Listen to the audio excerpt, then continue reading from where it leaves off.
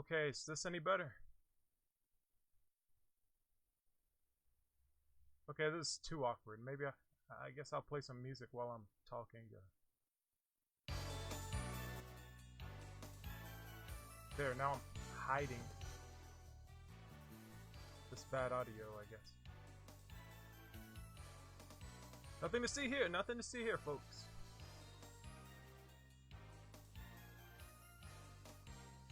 Alright.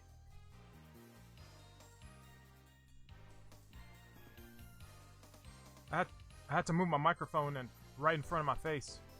Like right next to my mouth. So it's kind of hard for me to see the screen now. But I'll make do. Alright. This is an animation of Nakomajin Z. He's like running like a train.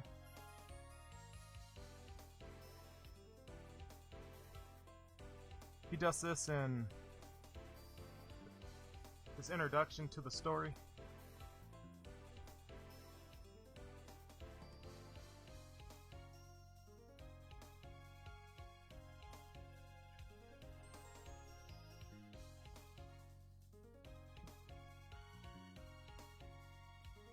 I'm just looking for my color reference chart.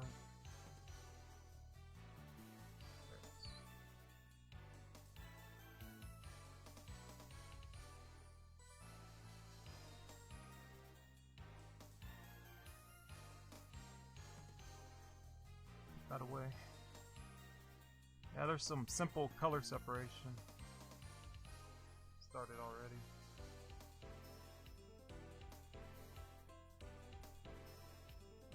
We can have more options color-wise.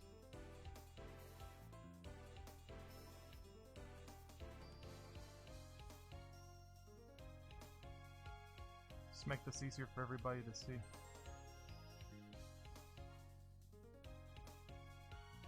This is the preview window.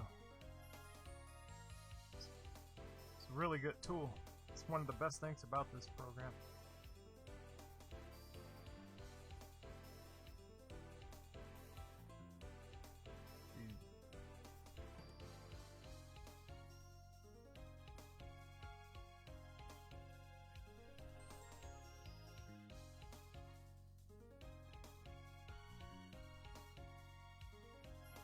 I've been keeping busy. For the past few weeks I've been working on a radio play called The Crimson Crane. It's really interesting how I got the part in it. Well, at least I think so. Whoa. Okay, let me explain what happened. I just got out of studying my last voice acting class with Chris Ragger. Well, not my last one, but my first. Oh boy, when I stopped voice acting. No, I didn't stop voice acting. Okay, I took a voice acting class with Chris Ragger, and he said that the best way to get work is to have an agent or be signed up with an agency. So he also said that he doesn't have an agent anymore. That as long as you're getting auditions, that's all that counts. But I signed up. Well, I tried to sign up with. Oh yeah, Crimson Crane. Yeah, it sounds really mysterious. It's actually pretty cool. It's a pretty cool name. I'll get to that eventually. I gotta tell the whole story. Okay, so I tried to sign up with a talent agency called Core Talent because I heard that's what most of the voice talent in Dallas was signed with, or got good work. So I applied, and they said they weren't looking for any voice talent at the time, but they suggested Google Group. I don't know what it's called, for Dallas actors or something. So I've been getting audition lists from them for about a year or two now. And I usually don't get anything because I live about an hour away from Dallas. So if I take work in Dallas, I have to drive all the way up there. So I have to have some kind of compensation, potentially. So it has to at least be worth it. So at first I auditioned at home, from home, because this is the first time I ever got anything like an audition from this core talent group that was voice acting centered. Most of them are student films that don't pay, or just notifications of acting classes. Because I guess what they tell people when they don't accept them is, hey, you should probably take some acting classes, or you should probably boost your resume before you consider becoming an actor. So they send them to this group until they get to where they need them to be. Then they'll consider hiring them, I guess.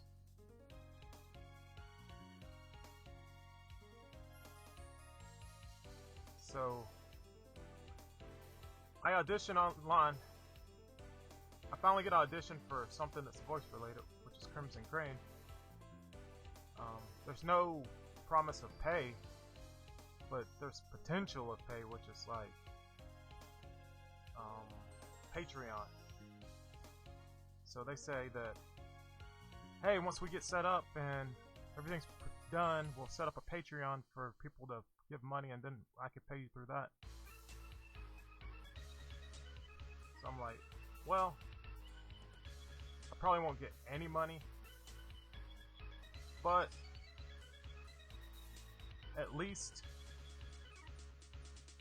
I'll have another project under my belt, and there's potential for pay, and that's better than no pay. So, and also since it was one of the only voice acting gigs that popped up on there, I just went for it just to see how things would turn out. So I auditioned for all the characters, which is basically what I always do. All the male characters, anyway. And he actually liked my voice on one of them. So the character's name was... Well, I've been playing this guy for... Reggie, yeah. I've been playing Reggie this whole time and I forgot his name. But most people don't say their own name. So I get cast as Reggie, and I was like, wow, cool. Okay, I'll drive there if I have to, but if I can work from home and just voice from home like I always do for other projects, that'd be just as good.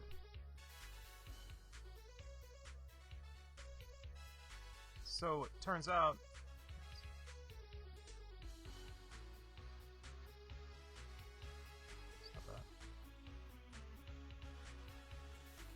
So, recording day shows up. Oh, wait, no. Okay. So I talk to my mom, and I say, oh, I'm going out of town, and she's like, oh, too bad I can't go too. It's like, I don't know, that she always says that. Like, I'm recording for some cartoon or video game, and she's like, well, video game. I haven't recorded for a cartoon yet. But she always says, oh, I wish I could go too, something. And the guy had said earlier that there was going to be extras that people could show up and try to voice for, you know? Just because, you know, they'll need more people. And I said, yeah, okay, you can go. And she was like, what? Because, you know, I usually say, no, I'm being professional, you know? This is like business. I'm getting paid for this. You don't bring people to work Plus, you know, even if I did, at least drive her up there and drop her off at a mall or something in the area. No, wait, no, that wouldn't happen. What would happen is, I would drive up there, I would leave, go in to the studio and record, and she would probably drive off somewhere. I guess. Which is doubtful because she doesn't drive on the highway and stuff. She's afraid to drive by herself. Plus, she can't drive my car. Well, she can, but last time she drove my car, she locked herself in my car and couldn't get out. And she was like, that thing's a death trap. I couldn't get out of your car. You have to get that take it to the mechanic and get looked at. And I'm like, what are you talking about? I haven't had any problems with my car door. Turns out, okay, my car's a 1998 car. So you have to manually unlock and lock the car door by hand. She was just pulling on the doorknob thing, expecting it to open it by itself, and she didn't know where the lock was, apparently. So she was like, I was calling on your cell phone and stuff, and you didn't come out here to help me. I couldn't get out of the car. And I was like, what are you talking about? So yeah, she didn't understand that car doors don't automatically open that were made before made before 2000, I guess. Well, that's a weird story. Anyway, that was a tangent. But yeah, it almost seems like every time I go out of town, she thinks I'm going to some kind of sex hookup or something, or to see some girl.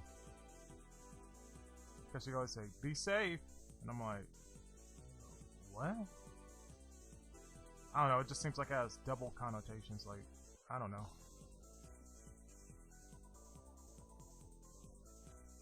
But yeah, I voiced Reggie in the upcoming Crimson Files audio drama, which is going to be on Spotify and Podbeam and stuff like that. It's being mixed currently, and it looks like it's going to be it was a fun project. It was almost like, you hear about people going on television sets and all that stuff, and you know, they're part of the crew and they show up every week and they play their characters, and then they wrap the production and then they go home. Well, this is weird because I've never voice acted with other people except for when I was in my training, when I was getting my certificate for voice acting. They put both of us in the booth together, but for the voiceover class, it was mostly for stuff you would get from home, you know? So you would normally not voice with someone else. You would voice and then send in the lines, and then they mix it together.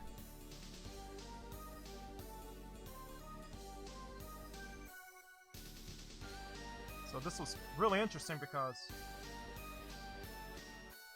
we were all in the same room, voice acting together. And surprisingly, a big name voice actor, or at least I think so, someone who I listened to growing up, the voice of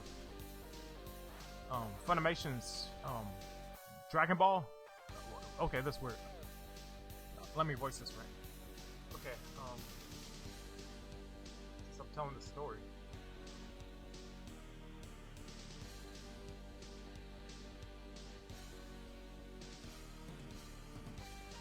I'll show you. Let's just take a look at this right here. Crimson Files, Fiction Podcast. Is this 30 seconds? No, let's listen to this together.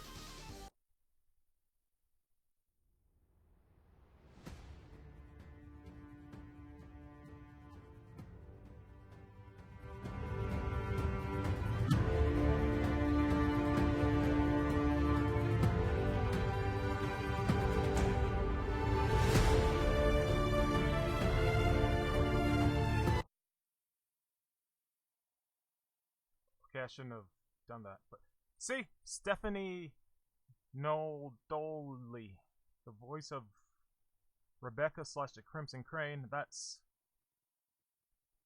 She's like the lady. She's like the star because she roles Kit Goku on the outrageously popular Dragon Ball GT, Kit Gohan, East Kai. This is all, the original 2000 Funimation dub. That was her. And she's in a production. I got to meet her on the first day of recording because everyone was there. So that was, I wasn't expecting to, okay, when I saw her, she always has her hair like this, I guess. So I was like, wait, that looks like, and I was like, nah, because I didn't know her name. I just knew that her from looking at her. So I was like, whoa, I'm in a production with Stephanie Nadoli.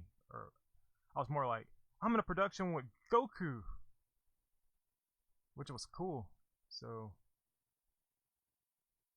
and this is the rest of the cast, and that's me looking cool. And she has a great voice. I recorded with her, or listened to her record. She's like really versatile, and apparently has done over 50 shows at Funimation, so Mary is really versatile. I really like her voice. Michael, he was really cool working with him. He has a really strong voice with a lot of like bass. Well, not a lot of bass, but there's like a low rumble bass to it. It's really cool. She was really nice. She hugged me for some reason. She's just a hugger, I guess. She was nice.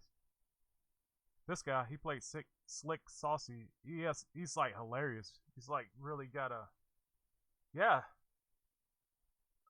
Very impressive. I'm glad to be a part of this. But yeah, if you listen to him, he's really funny. He's like got that shock jock radio DJ voice going, and like he's very unsuspecting though. You see him and you don't think that, but once you hear him start talking, he's really funny. And this Scott Murray, he's the one who hired me. Okay, like I was saying before, my mom was like, actually, I told my mom, and she was like, "Oh, can I go?" And I was like, "Yeah." And she was like, "What?" And I was like, "Yeah, they said they're gonna need whoever they could get." And she was like, "Wait, hold up a second. How much are they paying you?" And I'm like, "Oh, I'm doing it for free." And she was like, "No, you better get them to pay you. Don't show up. I wouldn't do it." And I was like, "What?" And I'm thinking to myself, okay, yeah, sure, but I'm just starting out voice acting. That's what I'm thinking to myself. But she's like talking me up, and she's like, "Well, you're not some amateur. You're Jared J. Lee. You've been in you're in the game Smite. You're in game Hero Academy. You're in Lego Ultra Agents. You're Marvel Avengers Academy. You're in all this stuff." And I'm like thinking to myself, well, those are real small games, and this has potential for like I don't know, reoccurring money. Like they called me back in Lego Ultra Agents 1 and 2 to play Adam Acid, but Adam Acid was hardly in the second game, and I get called back in Smite to voice Kukol and Ovaltine. So, that's pretty steady work. Sorry, it takes me about an hour to get that voice, my Scottish accent going. But that's it. I'll explain that after I talk about this situation. So yeah, this is Scott Murray, the man in charge, and I started getting nervous. I always get nervous before I go to a recording session out of town, and I'm like thinking to myself, "Oh man, I hope I wake up in time. And maybe my mom's right. Maybe I shouldn't do this. Maybe this is some kind of scam, and maybe I'll show up and they'll rape me or something, or murder me, and rob my car and stuff." And I wish she was there, but I think she just did this online. But anyway, yeah, let's go back to this, I guess. But so I started getting nervous, and I'm like, man, should I go? I don't know. And I don't go to sleep. I like stay up all night, and I'm like, you know, I'm just nervous and I don't go to sleep. So I'm like, oh man, I'm super tired and I'm nervous and I don't know if I should go. And so I text the guy and I'm like, you know what? Sorry, I can't go. And um, it's just too far away. I've never driven that far before. Actually, I've driven. No, wait. What I said was I don't. I've never. I wasn't expecting to drive this far. I've never been to this place before, which is McKinney, Texas. I've never driven there from where I am, which is somewhere in Johnson County. That's vague enough. So he was like, whoa, it's a long drive for everybody, think about it, you said you were going to be here and all that stuff. And so I started going, yeah, I did say I was going to be there and I would drive there. So, so I look up how long it's going to take to get there, and it's like, oh, that's going to take 2.5 hours. And I said, it's going to take 2.5 hours and it's 10 o'clock, I can't make it. And he's like, no, it's going to take me, I looked it up and it's going to take you about 1 hour and 20 minutes. And I'm like, but Bing says it's going to take. And I said, okay, I'll try to get there as soon as I can. So I just get some water and lip balm for I won't, for I could talk easier. And I drive there and I make it. And I'm like, wow, this drive here is just like the drive to Okatron 5000 in Plano. But the only difference is you just stay on the highway longer. And then you turn right, just like Okatron. I'm like, wow, this is easy. It's just 10 minutes more. 10 to 20 minutes more. But I was like, yeah, that's an easy drive. What was I so afraid of? That's usually the case. I'm like, why was I so nervous? I can drive. I've driven a car before. So, yeah, I get there and meet all these nice people, and it was really cool, and I'm glad I did it, Fear stops us from doing a lot of stuff, at least me, so I'm glad I was courageous and brave enough to overcome my fear. Hi everyone, my name is Scott Murray and I am the writer and producer of the Crimson Files Fiction Podcast, which will launch its first season on August 24th. Now, if you've never listened to a fiction podcast before, and you're kind of wondering what this all means, I think the best way to put it is that it's kind of like an enhanced audiobook, but really the difference is audiobooks are obviously audio translations or audio adaptations of something that was originally meant for print. They're just putting it in audio form for you. Whereas a fiction podcast is written and produced for this format. And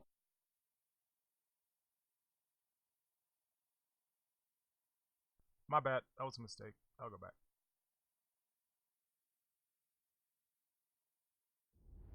Podcast before, and you're kind of wondering what this all means, I think the best way to put it is that it's kind of like an enhanced audiobook, but really the difference is audiobooks are obviously audio translations or audio adaptations of something that was originally meant for print. They're just putting it in audio form for you. Whereas a fiction podcast is written and produced for this format. And that has definitely been the case for me as I've written the scripts for this show. And I'd like to tell you a little bit about it.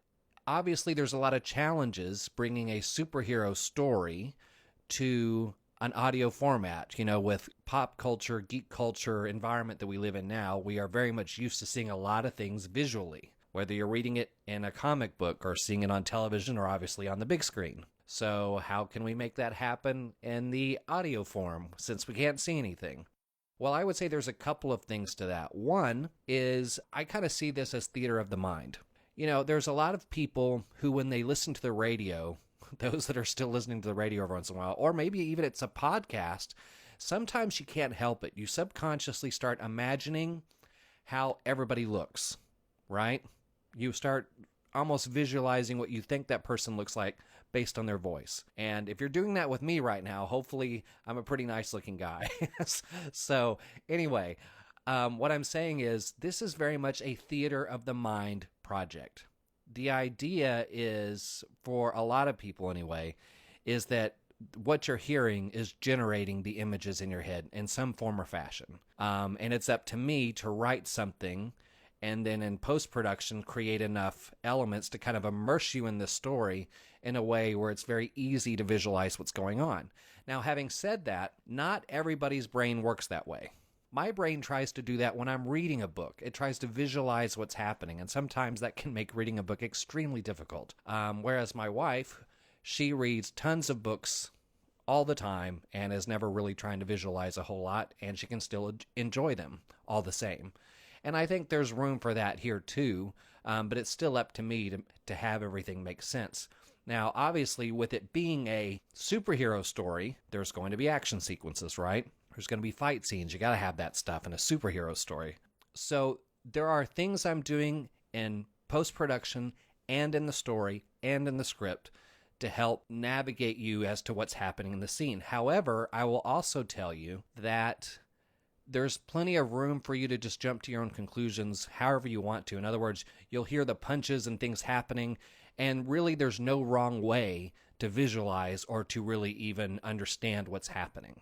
So I'm telling you ahead of time, I'm taking steps to give you plenty of places to do that, but also tell you there's plenty of opportunities where you can just use your own imagination or come to your own conclusions and enjoy it. Because the last thing I want to have you doing is spending time trying to figure something out and then you miss something. So another question you might be asking, with this being a fiction podcast and with this being a superhero story, since there's been so many superhero stories out there, like I was just saying in other media, you might be wondering what the tone of this is. If you're familiar with a lot of things in superhero media, geek culture, I would say that The Crimson Files is in line with the type of tone you might get from the Ant-Man movies. Although I would say also there's a couple of nods and ticks in this that would be maybe closer aligned to the 1966 Batman series. So it's definitely not really dark, but it is supposed to be quasi-realistic too. You know, we've got a superhero, a woman who's decided to become a superhero in this town, and she does not have superpowers. And you're going to learn in the story why she decided to do this and the challenges she's been dealing with as a random citizen who's decided to become a superhero. It's a little Batman-esque in a way. I didn't want to go the superpower route, mainly because I just thought that would make things a little too easy. You know, as opposed to, you know, really giving this character challenges, you know, I can just fix it by giving her, you know, this power. Instead, I really wanted this to be a little more grounded and have her face challenges, but also give her a path to need the other characters in the story. In fact, I'm going to play a little preview here for you. I actually released this audio preview on YouTube a few days ago, so a little bit of it had text in it, and you won't obviously see that, but I'll just kind of set up what you're going to hear. Two of the other main characters in this are Wyatt and Reggie. They're two guys that are basically looking for some internet fame, although in kind of a good way. They're actually trying to create some good content with some, you know, interesting features and not do risky Tide Pod swallowing or something like that. They're actually trying to go out there and make stuff happen. And in the beginning of the first episode, we find them trying to create like a ghost hunting show in this old school. It does not go well. And in this clip, you're going to hear them do that, or a portion of that, and then you're going to hear how someone else on the internet actually reacted to what happened. As we well know, people can get really creative on how they criticize things on the internet, and unfortunately, that's what happens to Wyatt and Reggie early on. But when they go out to shoot something else, they accidentally, through some really good luck, get footage of the superhero, the Crimson Crane, on camera. And it's that accidental footage that becomes kind of the inciting incident of the entire series. That moment is what really puts things in motion for the Crimson Crane and Wyatt and Reggie to cross paths for really significant reasons down the road. Thanks for tuning in. We're now about to go into the detention room. I was told by former principal Osborne Hudson that this is the room that is the most haunted. Listen. Do you smell something? What? That was the Ghostbusters reference. What was? When I said... Whoa. Was that a ruckus? Maybe. What the hell was that? Hey guys, it's Hutch! Hey, did you see that video of the dude screaming about nothing in an abandoned school? Yeah? Have you seen it with fart noises? Oh my god. What is that? What is it? It's not safe! It's not safe! That's freaking hilarious, huh? I just turned a lame video of a dude faking a ghost hunting trip into a guy running through the halls screaming while sounding like he's taking a...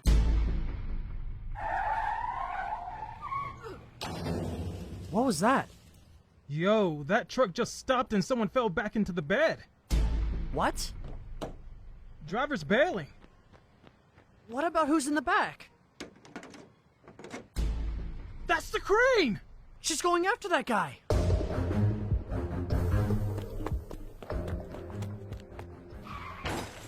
She almost got hit. Stupid girl. Reggie, let's follow her. What? Turn on the camera. Let's go.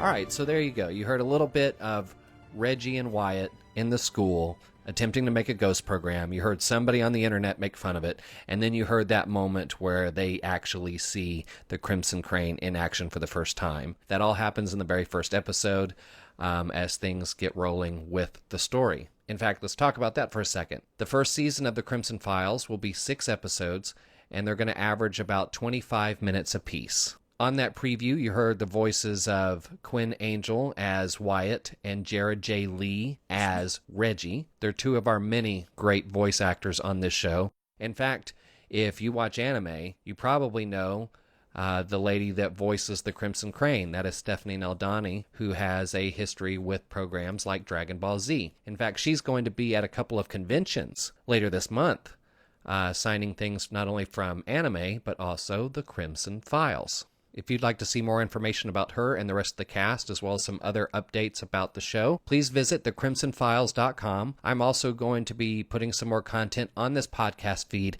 as we get closer and closer to August 24th. We're all very excited about this, and we're looking forward to you getting to hear this show. A lot of work is going into this, so I think you're going to be happy with what you hear. So I hope you have a chance to subscribe to the feed now so you can get some more updates, and of course already be subscribed when the show starts on August 24th.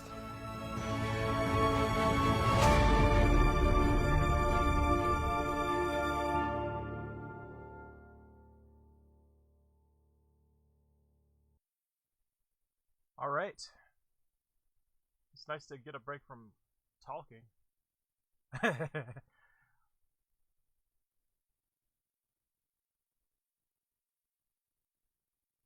Oh, yeah, sorry. The podcast was a good break, though, you know?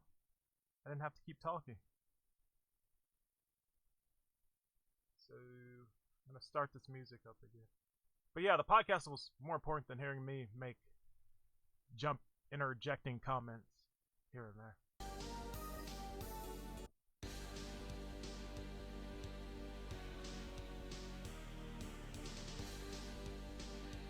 But that was really good. I'm looking forward to hearing the production get finished. It was a lot of work. I've been in a lot of productions, but never an ensemble recording, and you get a different energy when you're recording with someone, like get someone else's performance, you know? I'm used to doing about 3 takes per line just to make sure that the line fits the like tone of what the other person is saying.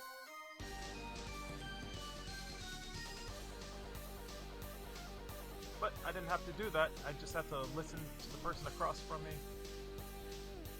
and respond.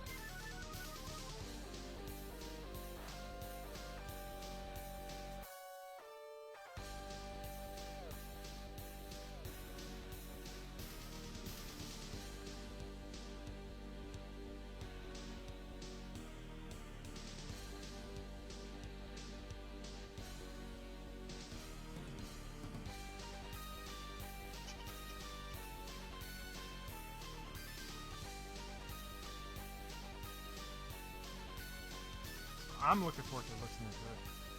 I'm gonna try to promote it the best I can, because I'd like to get a second season and get some Patreon dough. So I'll be shilling that for a while.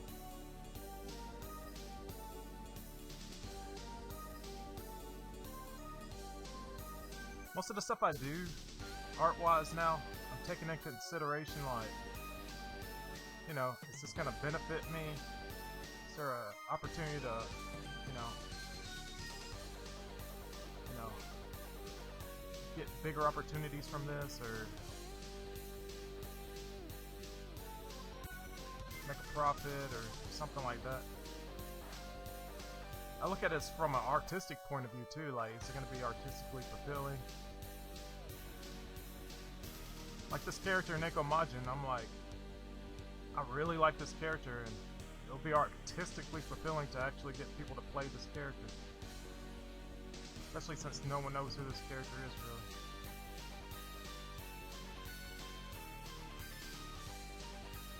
The casual Dragon Ball Z, like, fan doesn't know. Everyone who's going to be going to that Broly movie, like, honestly, yeah, actually everybody who's going to the Broly movie knows about Dragon Ball Z, right? Otherwise they wouldn't, like, your average person who grew up watching it would not know that movie even exists or is in production. They're not advertising it on television. It's coming out in December.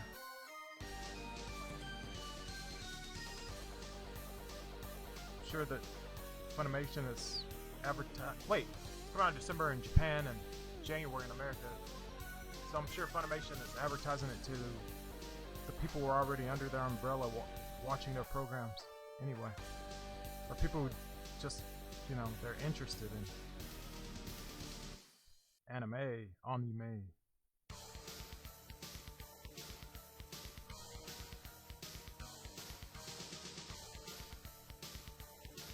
So,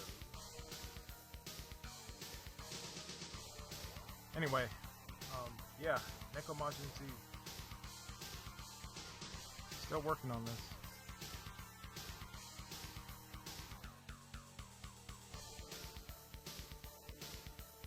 Which is... it presents its own problems working on this character. I've never finished a Mugen character. Ever. First character I tried to make was Deadpool. And that didn't work out. Because, you know, I didn't have the discipline and I couldn't figure out how to program.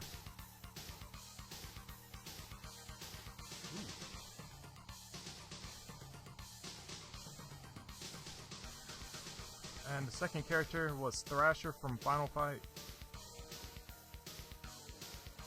which I got some really good sprites made out of it.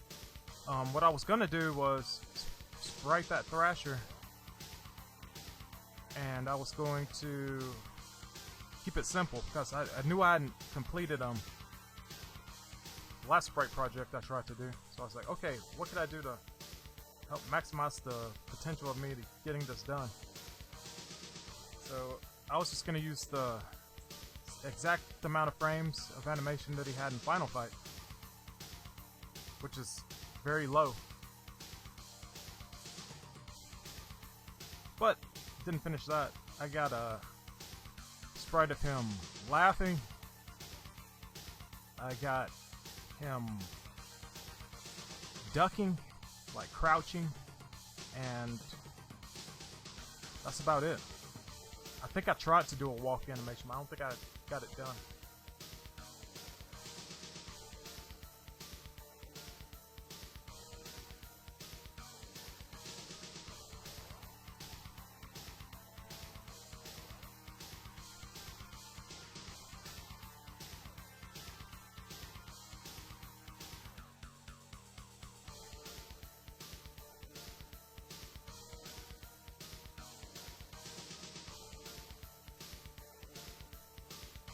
But I was thinking about, okay, Neko Majin Z. I really like this character, and I'm like,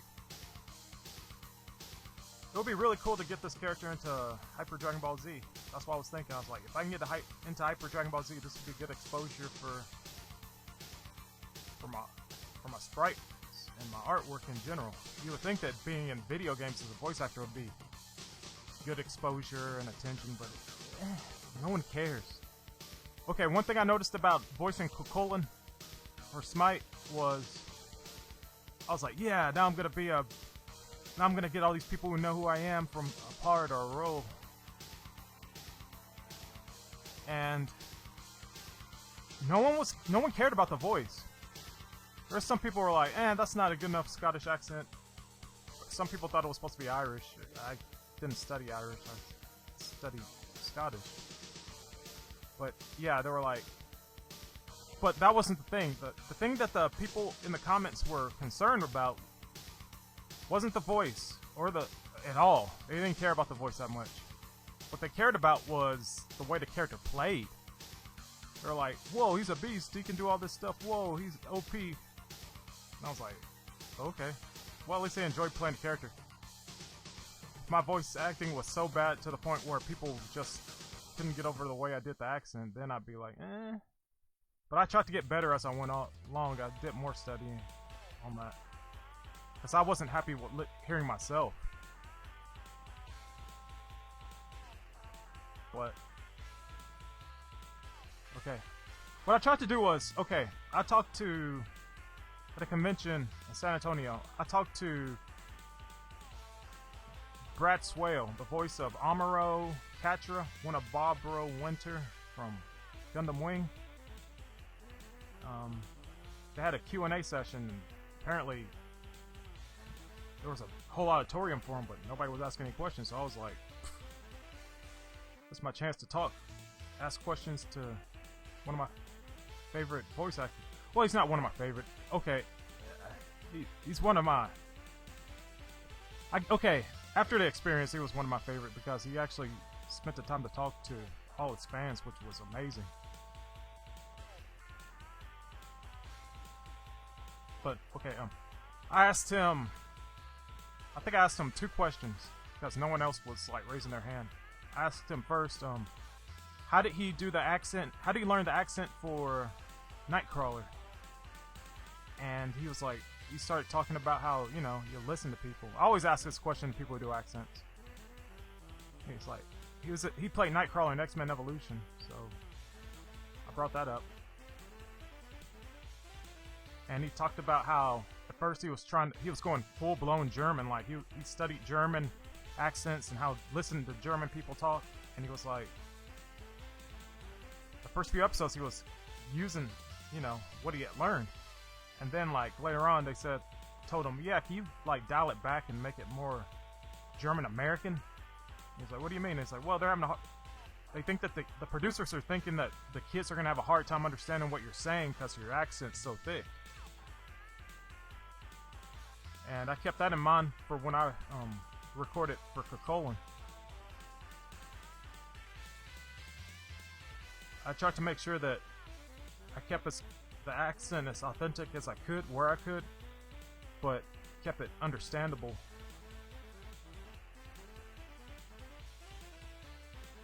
It's a weird balance. It's like, do I make him sound Scottish American or what? But I figured, okay, if I'm going to get this accent, I've got to take it pretty far to make sure that if I start getting weak in the accent, that it would, at least fall in between somewhere. It would still sound Scottish, even if I like laxed a little bit in places. Because when you start yelling, your real voice pops up more than the character's voice. At least that's what I've noticed. So, in the audition, they said they wanted Kukulin to sound like a young James McAvoy.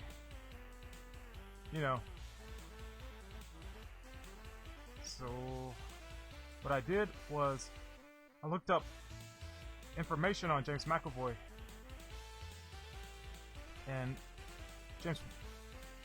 he's from I forgot what his name was. I just said it. He's from Glasgow, So I looked up what people from Glasgow sound like, and I looked up how to speak Glaswegian. And so I went on YouTube and I watched videos on speaking Glaswegian. I mainly watched Spachi. He's a Scottish YouTuber. And he has a really thick accent. For exercises, I study poems, Scottish poems. Because poems have a rhythm to them that's only really native to the people who speak the language. Like, so if you read a Scottish poem, they'll rhyme words that rhyme with their accent, but don't rhyme in any other language. I mean, any other without the accent. If that makes sense. Hope it makes sense.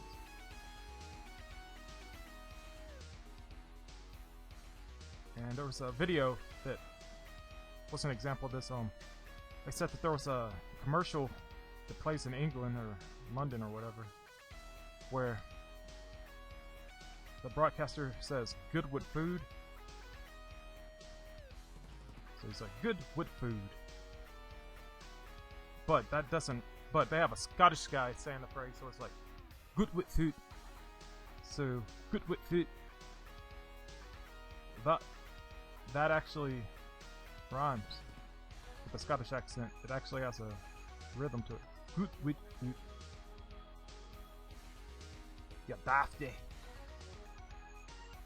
Oh yeah, I listen to wrestler Noam Dar a lot. He's from Ayr, Scotland, which is around the Glasgow region. So the more I played the character, the more I prepped for the character. Because I didn't want to embarrass myself. When I took my class with Chris Ragger about voice acting, he said, if you can't do the accent, don't audition, because you're just wasting people's time. Because they're gonna have to listen to your audition and just go through it. And he said, if you can't do the accent, we'll laugh at you. That's what we'll do. We'll get to your audition, we'll listen to it, and we'll laugh at you. That's what's gonna happen. So part of me was like, should I even audition for this character? You know, I haven't really heard this character before. I've done a few Scottish accents for fun. It was like Connor MacLeod from Highlander. And my go-to phrase to get into a Scottish accent was Connor MacLeod of the Clan MacLeod. Connor MacLeod of the Clan MacLeod. Connor MacLeod of the Clan MacLeod. It's kind of like how people learn accents by the phrase. Like, okay, Boston accent, say "Park the car and have a yacht." Park the car and have a yacht. Park the car to have a yacht. Park your car at Harvard Yard. You keep saying that phrase. Park your car at Harvard Yard. You can see a Boston accent. So, how's the phrasing? I use Connor MacLeod of the Clan MacLeod to get into character fast. That's how you get your mouth in the rhythm of speaking with the accent.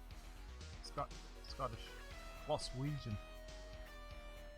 According to a video I watched, Glaswegian is different than other places in Scotland. They have a thicker accent. I took a dialect accent class with well, I went to a webinar. I didn't actually take the class, I just took the cheapest route available. And I took a webinar instead of the whole class. Like, you know, the introductory where they talk to you about what you're gonna learn. So I took a dialect and accent webinar with Eliza Jane Scheiden. Eliza Jane Schneider. And she's voiced a lot of characters. The thing is, like, okay, I didn't take the course, but she gave out her email. So it's like, she probably thought I was a student who actually took her class. And I asked her, okay, when you're learning an accent, is it better to just try to keep it, when you're learning it, do you learn it like really thick and like just, or do you try to make it where, you know, it's normal? Sort of like I was asking her basically the same thing I asked Brett, that Brett Swell told me, like, you know, because he was like, oh, I used a thick accent, and then they told me to tone it down. So I was like, do I learn it? Like, do I learn to do the accent thick? And she was like, yeah. She responded in the email, and I was like, oh, she actually responded. So I got like free advice from a voice actress. She voiced Irma in the 2014 Teenage Mutant Ninja Turtles. Oh, that's cool.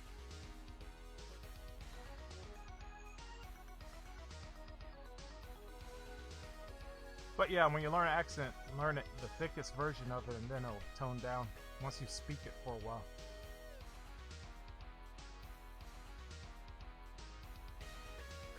Recently, I auditioned for a Japanese character.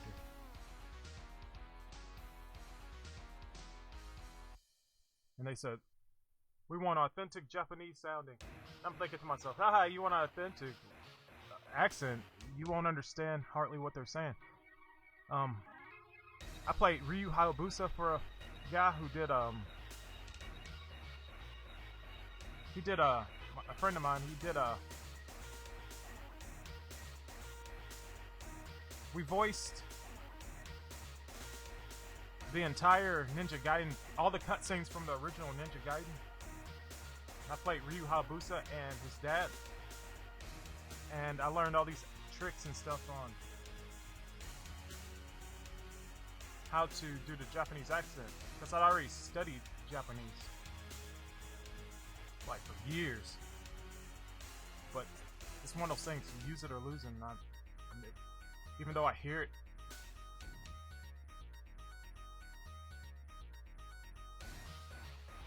you hear it all the time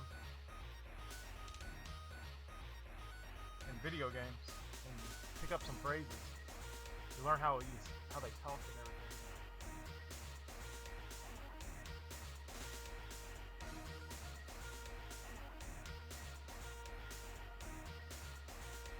Let me see if this is it.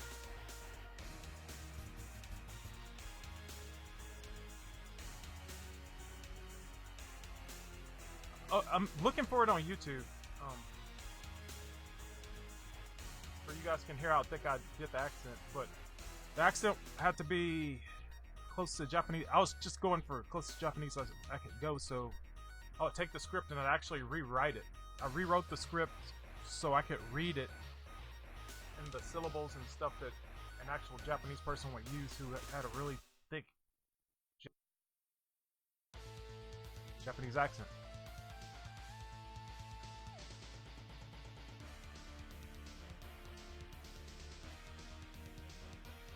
Give me a second, I'll play the Ninja Gaiden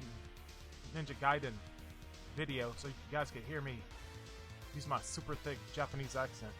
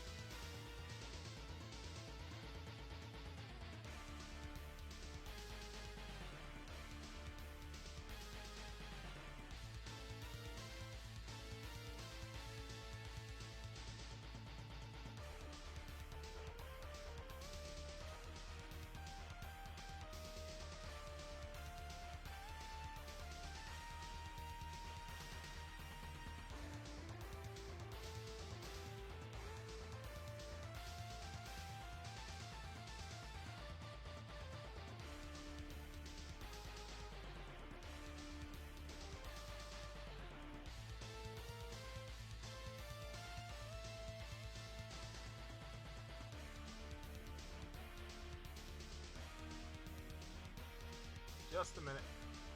Okay, I found it.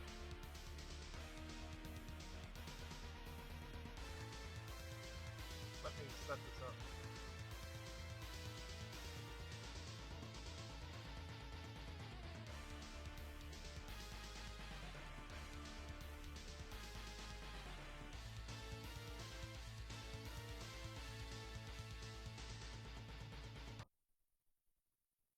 And now you will. I'm gonna turn this. I'm gonna turn the volume of the music back up, so you should just hear this Ninja Gaiden stuff.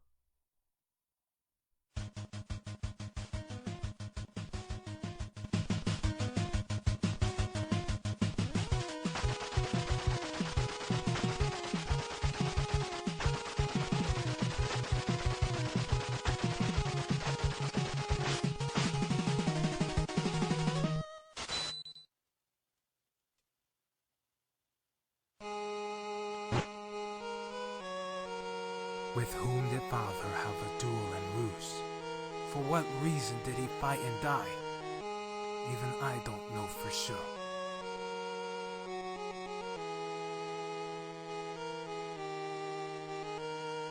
The day after he disappeared, in Fasa's room I found a letter addressed to me. It said, Ryu, I'm on my way to arrive at Death 2. If it is my destiny that I not return, you ought to take the dragon sword of the Hayabusa family and go to America to see the archaeologist Walter Smith. Ryu, be always brave. I will get my revenge.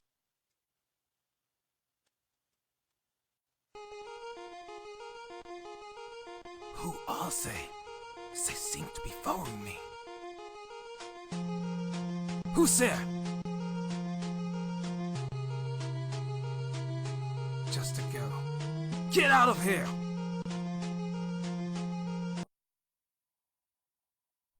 Okay, quick Japanese lesson. I say this I actually say it in the video. TH. They don't say they don't have a TH in Japanese. They don't have the. So words like there or the, they use S. They say ser, or instead of the they say si, or if it's Japanese it'd be like si. See, like here it says just a girl. Just, I don't think they can say just. So you would say jasu, just. Ah, garu. So it wouldn't be girl, it'd be garu. But I tried to naturalize it a little bit. Usually when Japanese people try to sound more American or get the accent, like lower it, they start, like, Japanese is really cut and dry syllable wise. Jasugaru. Jasugaru. Like, they would slow down. That's why if you listen to Shinsuke Nakamura, the wrestler, or Yoshi, who? What was I about to say? Yoshinori Ono. He talks like this. He tries to make his words blend in more, so it sounds like it's like because they're used to talking dot dot dot dot dot. But when you take dot dot dot dot dot dot dot, that's what you get. You get dot dot instead of dot dot. Domo arigato. Domo arigato. You know? It sounds, it might sound weird. It's like, oh, are you making fun of them? No, that's how they would sound. But I tried to make it sound as natural as I could. Like, I said just a girl, but I didn't say just a girl. I said jasugaru, jasugaru, jasugaru, jasugaru. It's like someone who's trying to enunciate words that they normally don't. This weird. No L.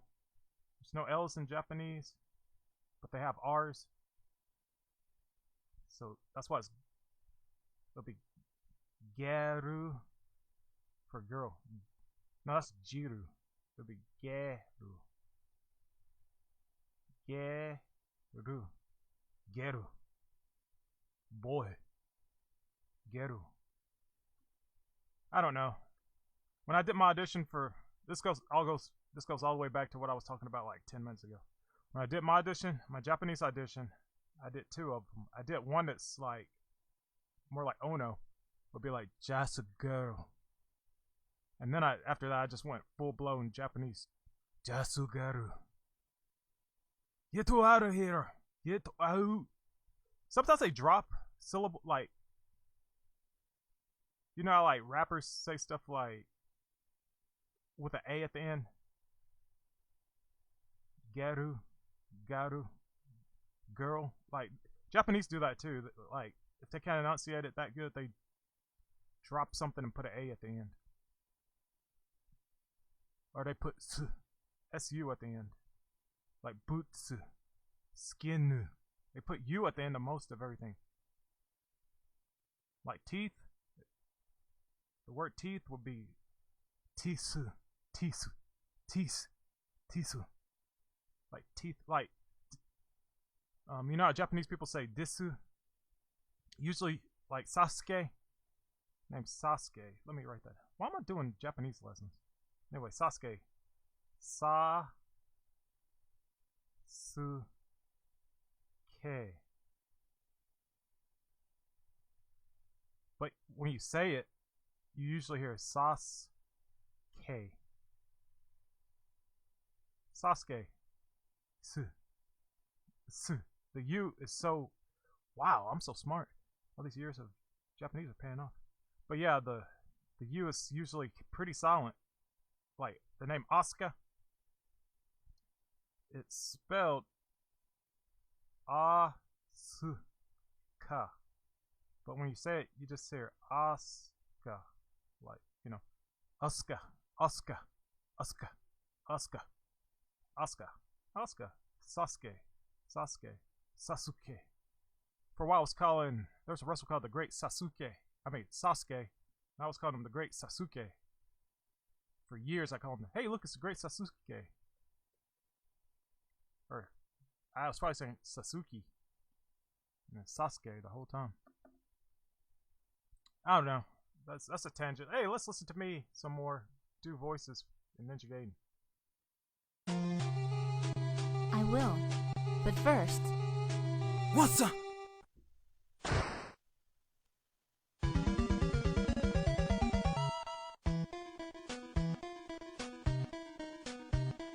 Oh, where am I? I see the anesthetic is wearing off. Who are you? Shh! Don't make so much noise. I've got a favor to ask of you. Here, take this and escape. What is this? This statue? There's no time to explain. Hurry! Hey! Wait! Who are you? Didn't you try to kill me?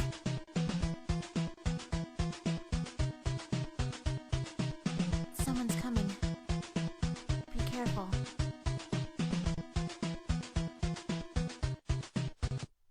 What is this bizarre statue anyway? And who was that woman? As I grew more and more suspicious, I went off to look for that supposed acquaintance of my father's, Mr. Smith.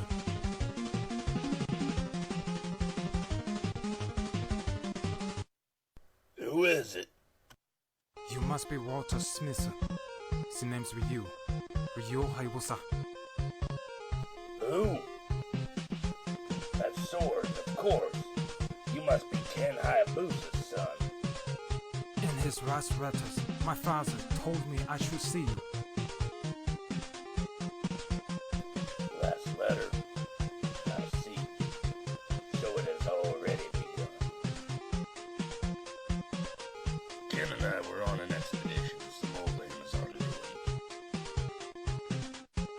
We found a strange statue and a stone tablet. On tablet said, Wait a minute. You mean to tell that statue? yes, precisely. I thought it had been stolen. That demon statue possesses enough evil power to destroy an entire nation. The demon came to this earth and caused many deaths. But then Shinobi appeared to stop the demon. Shinobi borrowed the strength of the dragon and countered each of the demon's spells, and thus was able to overcome it.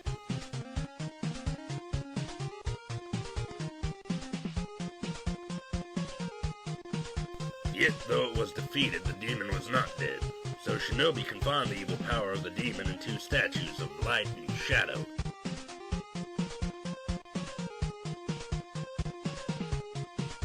And the body of the demon was confined in a temple. This one must be the shadow statue. Therefore,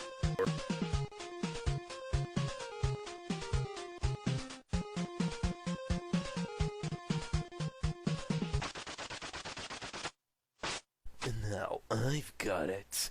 Bye, friend. What's that?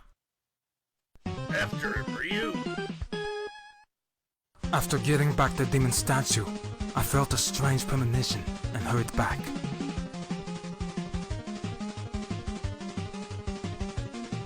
Dr. Smith! Ryu, the light. Alright, I don't know if you've realized it yet, but every time I say Dr. Smith, I'm saying Smithu. Smithu. I didn't. Instead of Smith, I said Sumithu. Sumithu. Sumithu. Sumithu. That's what I'm saying. Dr. Sumitsu. So I'm gonna yell that. I'm saying Sumitsu for Smith. It's so weird. I have to rewrite everything. It took me a while to do all the lines. It took me like hours. Because I do 3 takes on everything. Oh man. What? So, back to action. Demon statue was taken. The right statue? Yes, your father and I, we each kept one of the statues, just in case.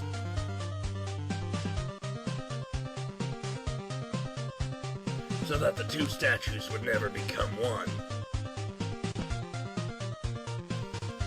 The demon's been asleep for 700 years, and now it's starting to wake up. Whatever we do, we've got to stop it. Gotta get it back. There's no choice. You've got to become the Ninja Dragon. Dr. Smith! Dr. Smith! Come with us.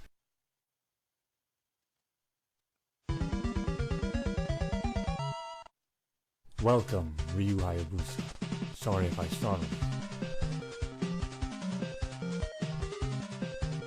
We are from the CIA Special Auxiliary Unit. My name's Foster.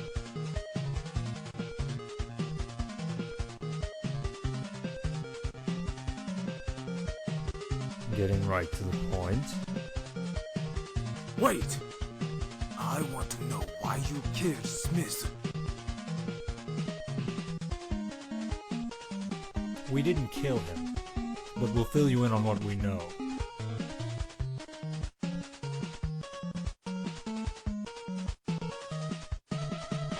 In the upper reaches of the Amazon, some ancient ruins were discovered. It seems the temple was built more than 2,000 years ago. The discoverer was Dr. Smith, who studied the ruins for some time. But one day he suddenly sealed off the ruins. And ever since then, no one has gone close. Later, however, a man moved in and took over the ruins. His name is Gardia de Mew. He calls himself the Jacquio. According to our records, it seems that the temple is not where gods are worshipped, but was built to imprison the body of the demon.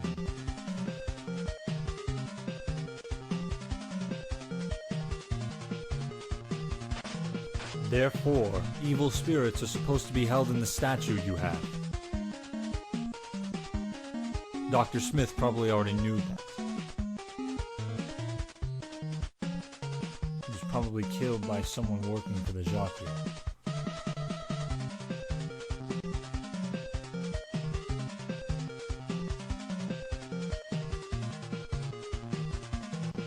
When a black moon shines, light and dark break apart.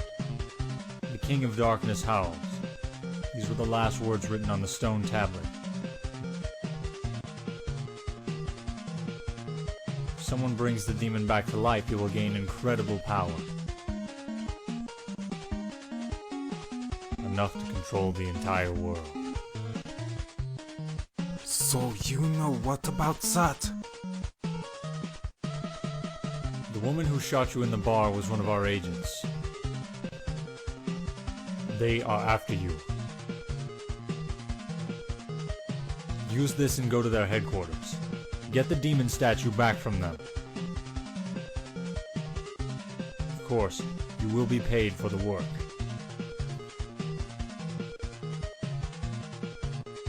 If I say no? You know the answer to that.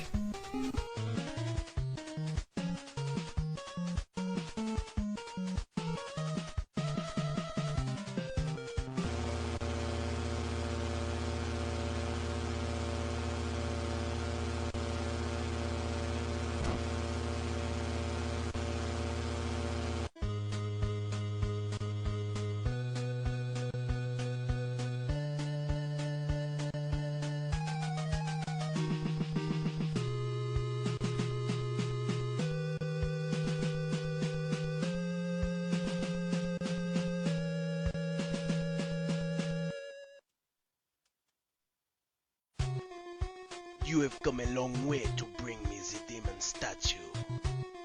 Now, give it to me. No!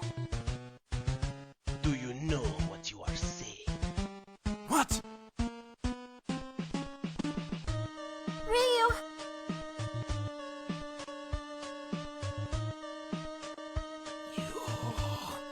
You coward! No! Don't give it to him! Now, put down the demon statue on the floor and back up. Nice work. I guess this is goodbye. Have a nice day.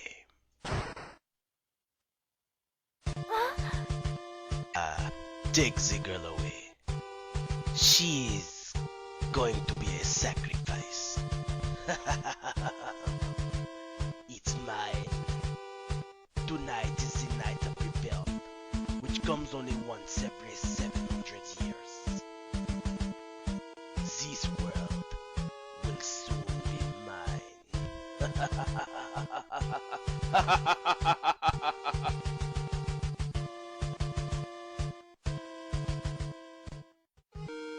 I am. Okay, this character Mouth, who shows up, he is voiced by someone who's very prevalent in the voice acting community, or Mugen voice acting community. He's voiced by Shock Dingo. Bloody Mouth. Yeah, he's the voice of the announcer in Hyper Dragon Ball Z and many other characters in Hyper Dragon Ball Z. Very cool guy. I've worked with him for years. This was recorded in 2009, so I've known him almost 10 years now. Maybe I have known him over 10 years. Wow, okay. But yeah, he's cool, so I'm just giving him props before you listen to him. years. This world will soon be mine.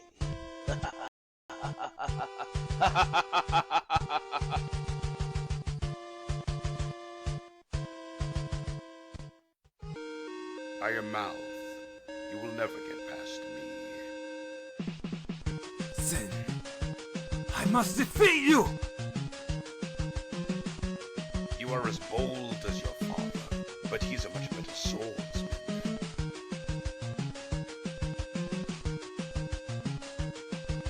You know my father?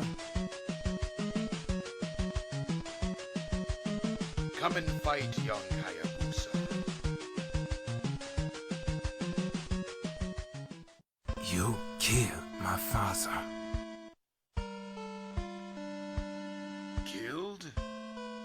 It is true that we fought, but your father is alive. Raya! No, it is not a lie. If you proceed further, you will see him. But it will be the last thing you see.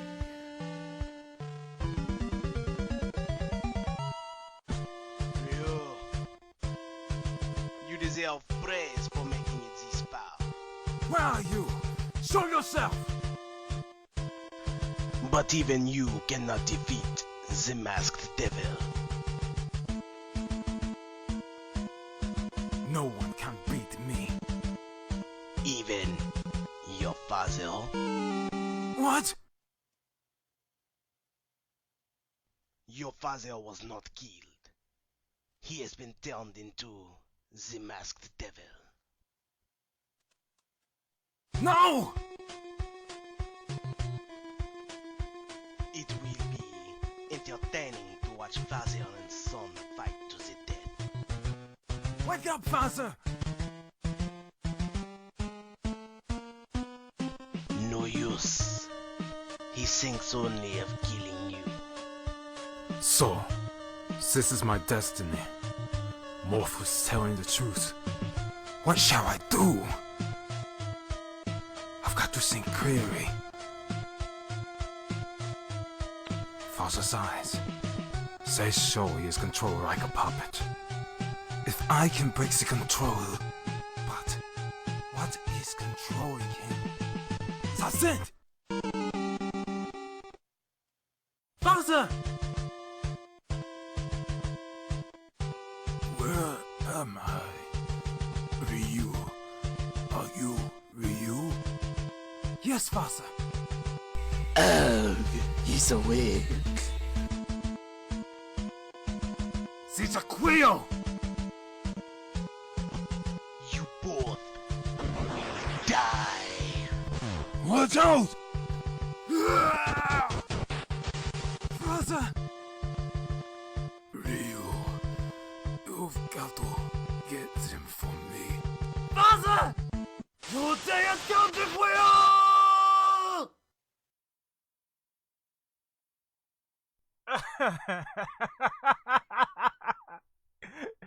Woo!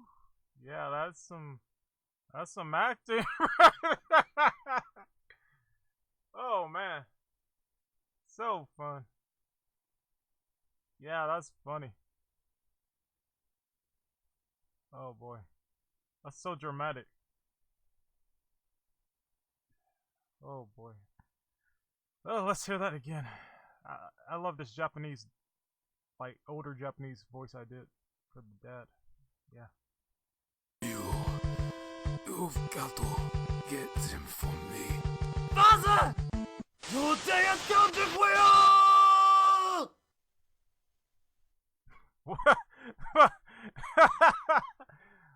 Woo. Yeah, that's awesome. Now let's get some more. I think. Okay, sorry. Okay. I think this is finished. I don't know if I want any more frames. Looks good. This is good enough. It's got some good rotation going on right here. Good rotation there. Head's going back and forth. The ears. show that. Tails waving. It's bouncy. So yeah. I think I'll draw now.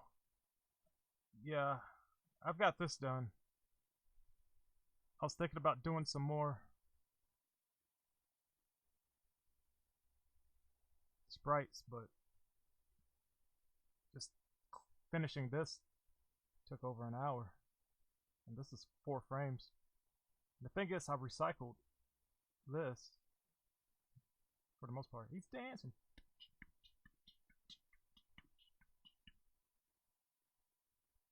But yeah, I can give commentary on my Janemba I drew.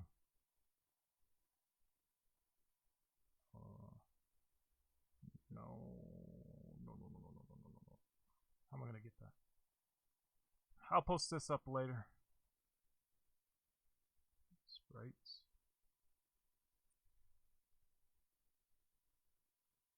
Let's look through these. I'm probably gonna stop at 7 to watch wrestling.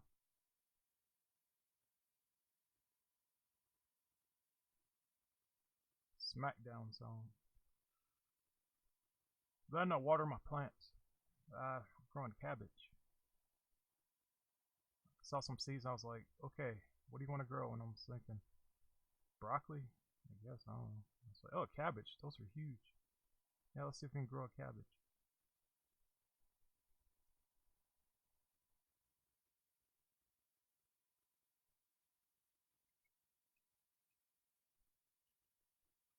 Yeah, every Z2 style sprite I see anywhere, I save it. This is the Janemba sprite that I got the colors for my Janemba from. This one here, I use these colors.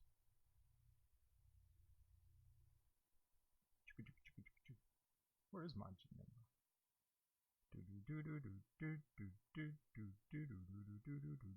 My Janemba. My Janemba. Actually, I could probably make this guy, this little fella. He should be part of Neko Majin. I think I'll animate him running. It'd be pretty easy. Just add 2 frames to this.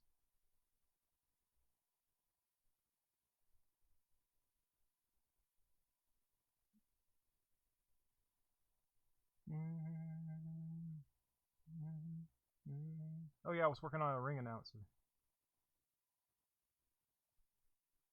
I thought about submitting this to the Z2 team to put in their background. Because I was like, I just think that arena is pretty boring. Tenkaichi Arena in the game is pretty boring looking, so let's hype it up with the announcer.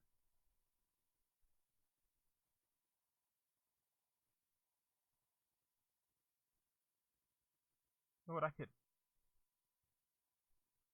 finish this and post it on the Discord, see what people think.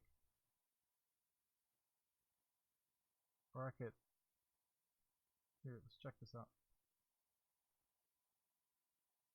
Well, you can't see that moving thing. Let's move this. So, I was thinking, they have a history of putting things in people make, so if I make a ring announcer and he could be in the background, I'll have the frames for him. Okay, let's take up the screen. Up there.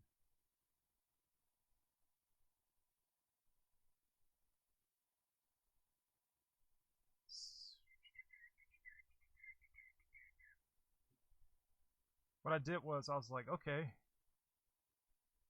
ring announcer, get some reference. Because he was in the background of the arcade game, I found a sprite sheet. So I'm like, I really want to get into a build of this game. So I'm like, alright, there's no way I can ask them to put Neko Majin in because that's hardly anything done with them. So I'll try a ring announcer. Had all these. I like these, but the proportions are old Dragon Ball style. This is closer to the Hyper Dragon Ball Z style, so I went with that. I made his head bigger and his legs shorter and stuff. So it goes like this to announce the winner. And overall, he would just probably be going like this. Over and over.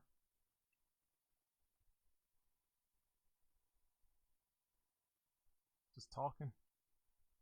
And then when somebody wins, he'll go in wherever the winner is, left or right, he would flip. That's why I didn't put the lapel going this way.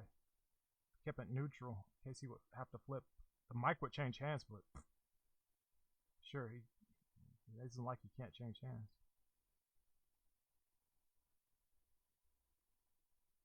And it'd be like, you're a winner. And I figured when the screen shakes, he could fall over. And then he'd get back up. Well, I doubt he could do a kip up, but he would get back up. He'd probably get to his knees, grab his glass, shake a little bit, and then get back up to talking again. I just thought that would be really cool.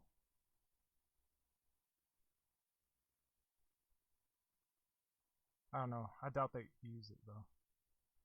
I think it's cool though. If anybody wants to add an announcer to their Tenkaichi stage and can pull off those ideas I had, have at it. That'd be cool. I'll finish this and I'll give it to you.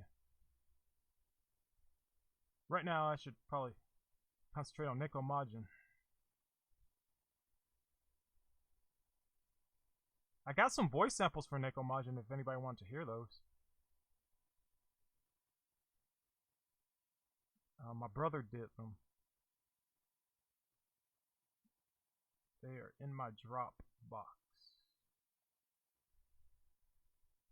But I don't want to show my drop box.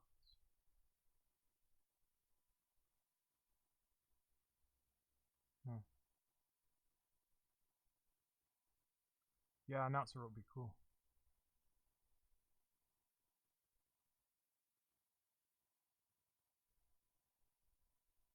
Yeah, because I did last stream I actually showed samples of how, you know, I implemented announcer voice to the game, like different voices, because I just really felt that, you know, immersion and all that stuff, you know. I thought it would up the immersion. So it was like, have these ring announce voices, might as well have a ring announcer. Have something moving in the background other than those flags. I think I should do it. I should make that announcement. Now, stick to your character. This character's taking me a long time. I guess I care about this character too much. Me and my love for secondary characters. Like, at first Deadpool was a secondary character, and then people like me talked about the character so much and hyped him up that people started liking him. So I said, I'll pick another character, and I was like, Taskmaster. I like Taskmaster. For a while, it seemed like they were going to make Taskmaster into a thing. Like, he was going to be the next great anti-hero. Then they crapped him up. And now he's just a villain that shows up all the time. Who gets beat. He's not supposed to be low tier. He's really high tier. It really annoys me seeing that character get wasted. What am I doing? I'm just talking, huh? This isn't entertaining. This isn't entertaining. Alright. This is done. This is done. I'll post this on my Twitter. You don't want to see me post stuff on Twitter. Oh, Nico Majin's voice. That's what I said I was going to show. Okay.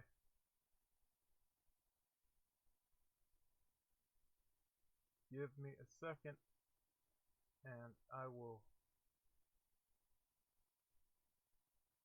do that. I will show you Nekomachin's voice. Let you hear Nekomachin's voice. Okay, I'm going into my Dropbox.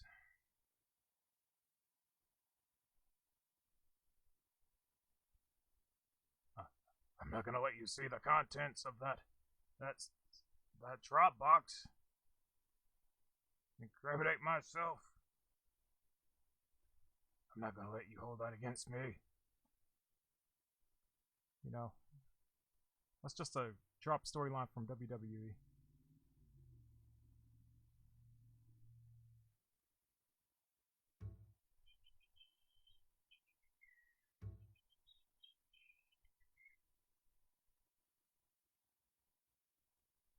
Actually, it's not in here.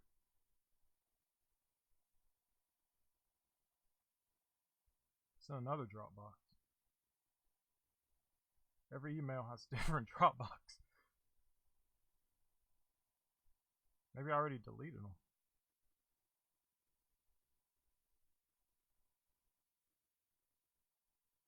Yeah, I deleted it for sure. Aw, man. Whatevs. Whatevs.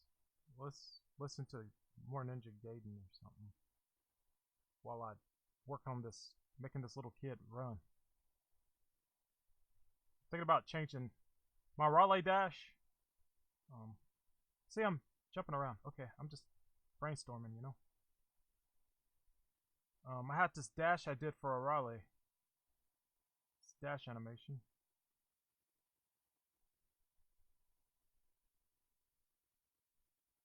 Which I will show. See these? I'm reconsidering having this be her dash. I think this should be a dash attack. I think I'll just have her kind of hoof it. Like a hop. She does like they all do this run at the beginning of the Raleigh show. Like I bought the OVAs and the intro. I really thought that would be more fitting because this is just way too much. This looks like something that would be Psycho Crusher. Like just run past somebody and knock them over into a spinning animation, you know? Like it's so intense that it would be an attack. So I think that should be what it's for. So I'm basically gonna probably give her this animation I'm gonna give to this boy. Like the upper body's not really gonna move, it's probably gonna go up and down a little bit, and her arms are gonna be to her chest, and it's more of a 3-frame sort of run thing. So let's get to that as soon as possible. Let me close this out and let me get this boy. I know, start. I'll start by animating. Just listen to this. Ryu! Thank God you're safe. Let's go, Fasa. Let's get out of this temple. Ryu, wait. Before we do, see demon statues. We've got to solve them from the temple. While we still got time. Before the black moon shines. Ryu, what's that? Is it a lunar eclipse? That must be it! That's what the black moon meant! Oh no! It's a demon statue!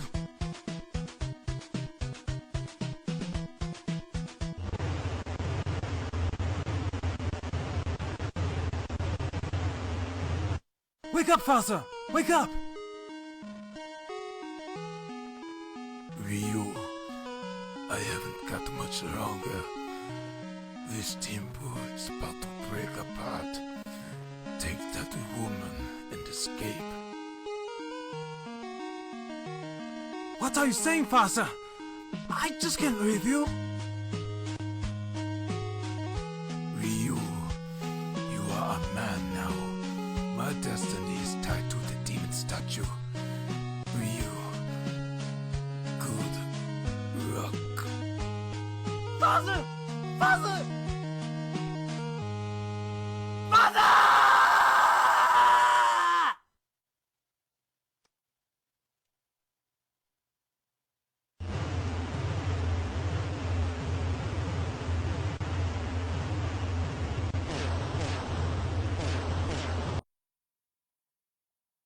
Let's listen to that father yell again. I don't know how many I did of that. Good luck. Father! Father! Father! Oh, how dramatic.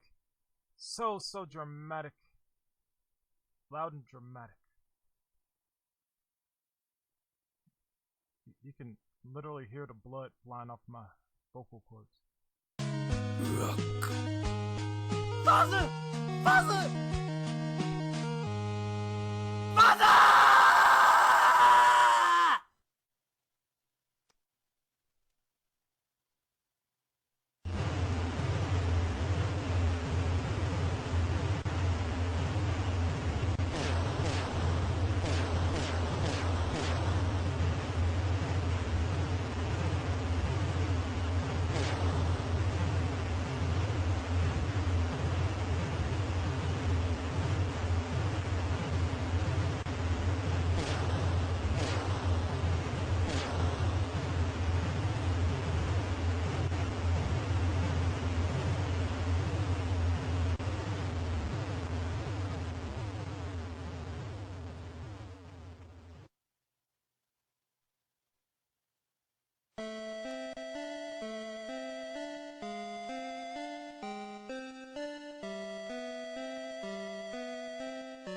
Ryu?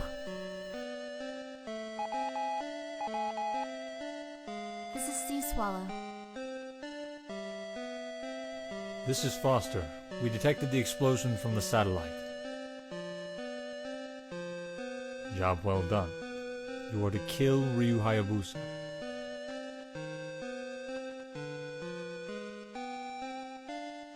What? Kill Ryu? That's right. Then you are to steal the demon statues. So this was your plan all wrong. I'll get you for this, Foster. Ryu, you... I get two kinds of payment. The first I already have received. The second is you, Foster. Ryu... Ryu, what is the payment you have already received? She's right in front of me.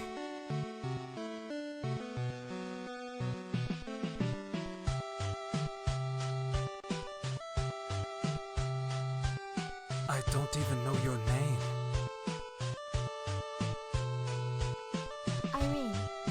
Irene Liu. Well, Irene, look, the sun is rising. Everything is right now. The darkness is finally over.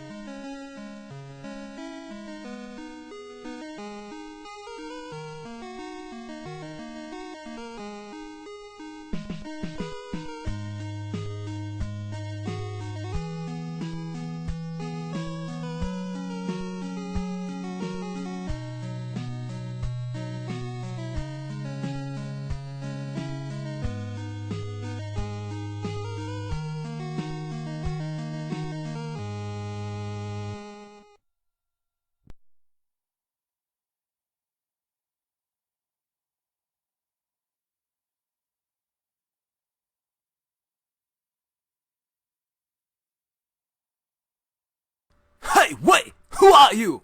Think you try to kill me? Ha ha! Terrible guy. Okay. In his letters, in his last letters, my father told me I should see you. Nani? Nani?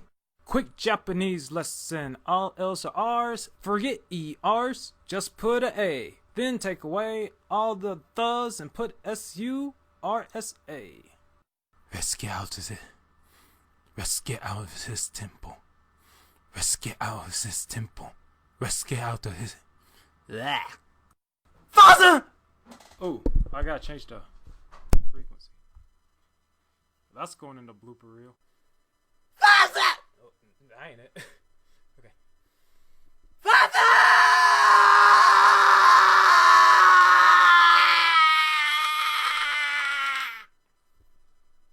I could have went longer. I didn't feel like. Try it again. I don't think I should though. Keep going. Keep going. Man, this is gonna be cool in the blooper. But...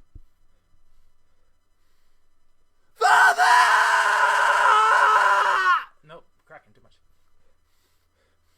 Father! Cracked. Father!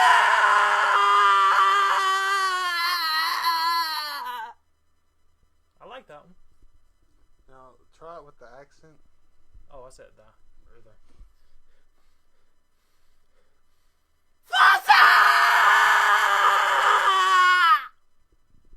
Making funny faces helps too. That's the best one.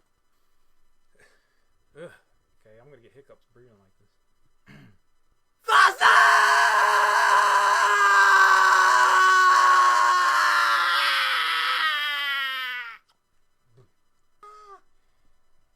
Alright, go for it. Okay, I'm gonna stint.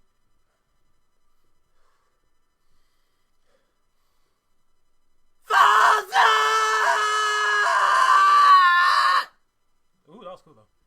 Doing the Matrix arm swing. Okay, we gotta do it again. I kind of cracked. That's why I stopped. But sometimes it doesn't even show up because the crack is quick. Shut up, dog.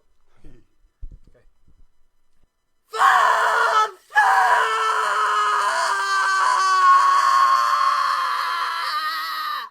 See, I extended to 5. Now say it faster. You know, like. What do you mean? Just like a short, fast burst of it. Not that fast, but enough. It's gonna be long. But like half of the one you did.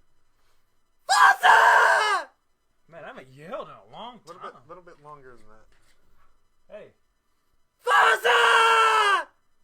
It's really good. I didn't think you'd actually do it. Our popularity rating's gone up a point. Mission successful. Now I've got it. Bye, friend.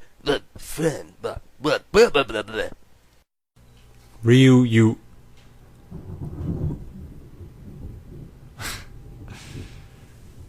Nature has interrupted this line.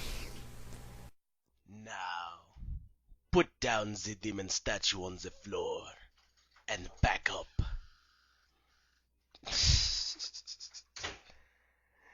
Now, put down...